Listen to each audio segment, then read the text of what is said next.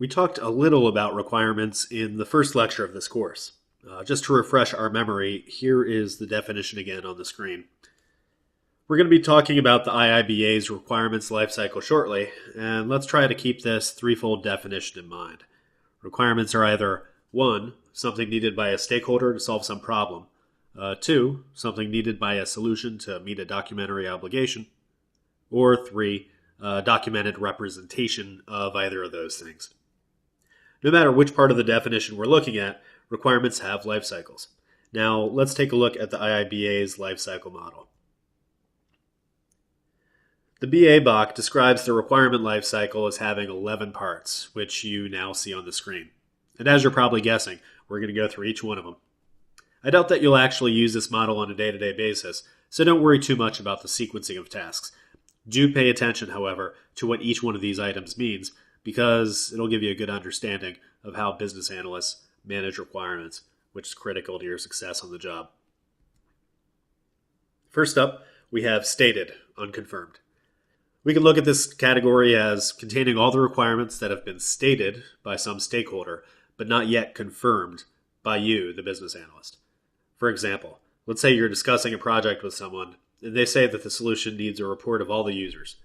Well, as soon as you write that requirement down, it's in this first status, unconfirmed state. The next one is confirmed. And this just means that the requirement, as stated by the stakeholder, is confirmed by you, the business analyst. Sometimes it's as easy as saying, okay, so we just need a report of all the users. But more often than not, it's making sure that we have an adequate understanding of what the stakeholder is requesting, why they're requesting it, and then confirming with the stakeholder that we have the right understanding of their need, not that we just understand what they said. The third category, actually, I'm just going to call these states from now on. The third state is communicated. This state means that the requirement has been communicated to all the relevant stakeholders and confirmed by them. Already, we can see a sequence of these states where a requirement is stated by a stakeholder, you confirm it with them, and then you communicate it to the other stakeholders to make sure that everyone's fine with it. But don't get the idea that this is necessarily a simple three-step process.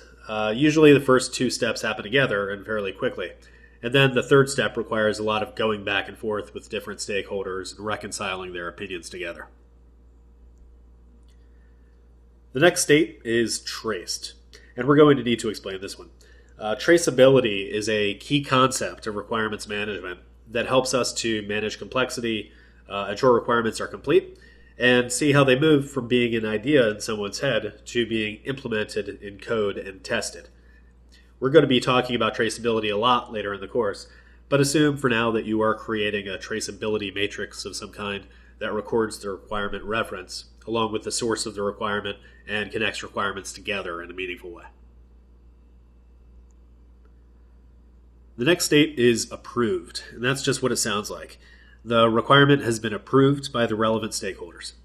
In common practice, requirements are approved in bulk form, usually in a document of some kind. In agile projects, which are considerably less document-centric, it's sometimes just approval of a list of user stories from a product backlog or something similar.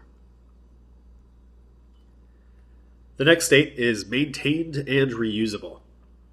This generally means that we have frozen our requirements, only changing them through some kind of change control process. For that reason, we are maintaining them. Reuse is a goal of requirements management. The idea is that some requirements will be the same in subsequent projects, so why don't we just write them once and reuse them later? Okay, that's the concept. We'll talk about maintenance and reuse in depth toward the end of the course.